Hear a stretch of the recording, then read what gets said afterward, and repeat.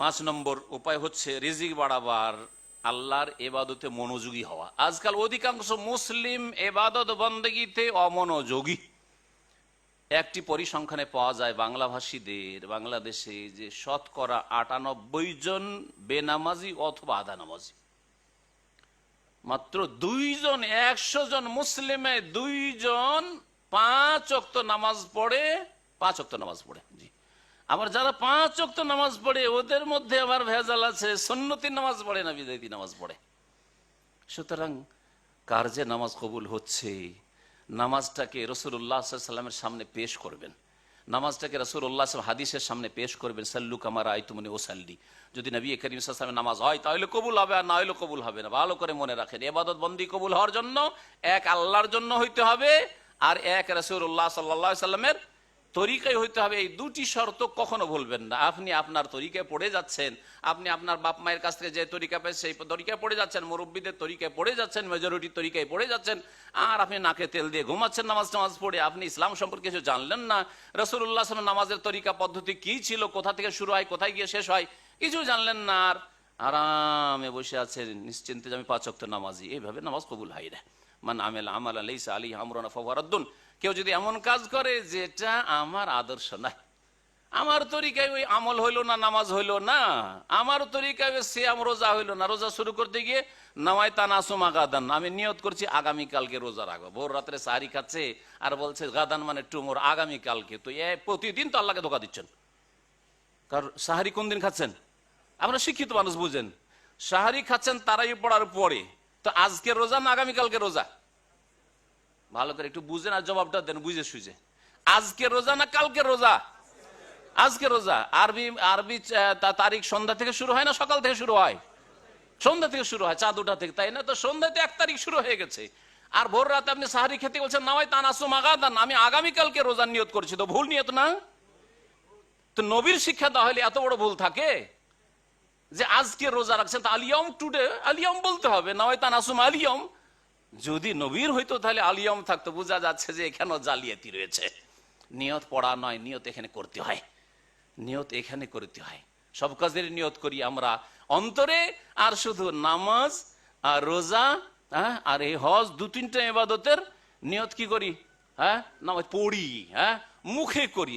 জাকাত দেওয়ার সময় কেউ নামাইতো পড়েছেন, অথচ রোজার আগে জাকাত, ঠিক কিনা?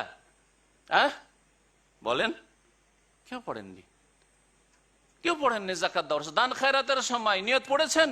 কালেমা শাহাদাত পড়ার সময় কেউ নামাইতু শাহাদা, আমি শাহাদার নিয়ত করছি, অথচ নামাজের আগে কালেমায় শাহাদা, ঠিক কিনা? তাহলে এখানে কোনো নিয়ত পড়েন না। এই বৈষম্য কেন?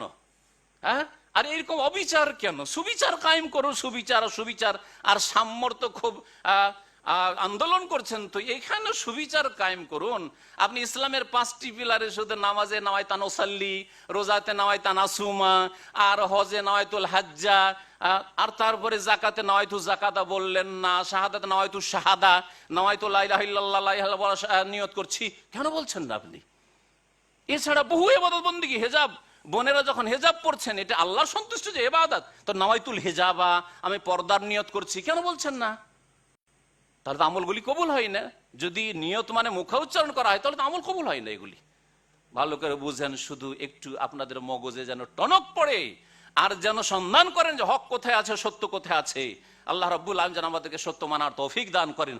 আর সত্য কথা, হক চলে আসলে বাতিল ময়দান ছেড়ে দেবে। ভালো করে শুনে রাখেন, এটা আমার কথা নয়, আল্লাহ পাকের কথা। জাল হক ওয়া যাহাকাল বাতিল, হক যদি চলে আসে, সত্য চলে আসে, তাহলে বাতিল ময়দান ছেড়ে পালায়ন করবে।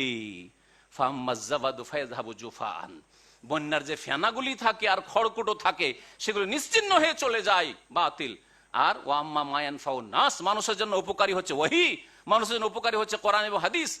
যখন কোরআন এবং হাদিসের দলিল আসবে, সেটাই ফায়াবকুসু ফিল আরদে, সেটাই পৃথিবীতে বহাল থাকবে, স্থায়ী থাকবে। আল্লাহ রাব্বুল আলামিন যেন কোরআন সুন্নাহর দিকে ফিরে আসার সকল মুসলিমকে তৌফিক দান করেন। বলছিলাম, এবাদতের জন্য মনোযোগী হইতে হবে। এবাদতে যদি আপনি মন লাগান, মানে ৫ ওয়াক্ত সালাত আপনি ভালো করে আদায় করেন, ভালো করে আদায় করেন, কোন রকমের ফরজ এই ১৭ রাকাতে যেন ঘাটতি না থাকে। আর নবীর তরিকায় আদায় করেন, সময় মতো আদায় করেন, টাইম পার করে আপনি ফজর নামাজ সূর্য ওঠার পরে পড়ছেন, আসর নামাজ আপনি বিলম্ব করে পড়ছেন ইত্যাদি, 2 ওয়াক্ত 3 ওয়াক্ত একসাথে পড়ছেন, এইরকম খেয়াল খুশি নামাজ পড়বেন না। আর নামাজে কোনো রকমের ঘাটতিও করবেন না। শুধু নামাজটা ইবাদত না, এছাড়াও বহু ইবাদত রয়েছে, সমস্ত ইবাদত বন্দেগীর ক্ষেত্রে আপনি নিজেকে আপনি মনোযোগী করুন, তাহলে আল্লাহ রাব্বুল আলামিন দুনিয়ার প্রয়োজন মিটিয়ে দেবেন। হাদিসে কুদসি আবু হুরায়রা রাদিয়াল্লাহু তাআলা আনহু থেকে বর্ণিত, তিরমিজিতে ইবনে মাজায় রয়েছে, হাদিসের সনদ সহিহ।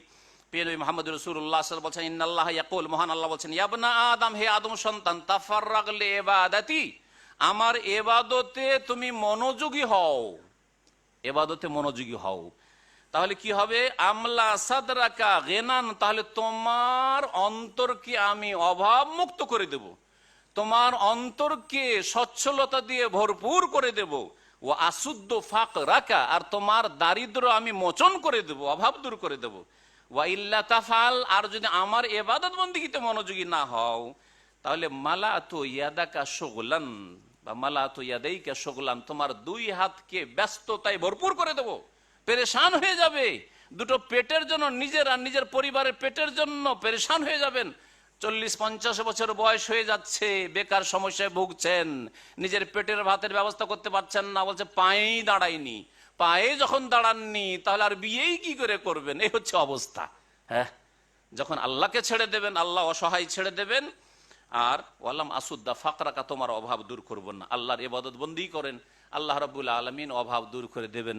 সাহাবায়ে কেরামগণ ইসলামের শুরুতে এত অভাবী ছিলেন, আপনি ভাবতে পারেন না, এত অভাবী ছিলেন।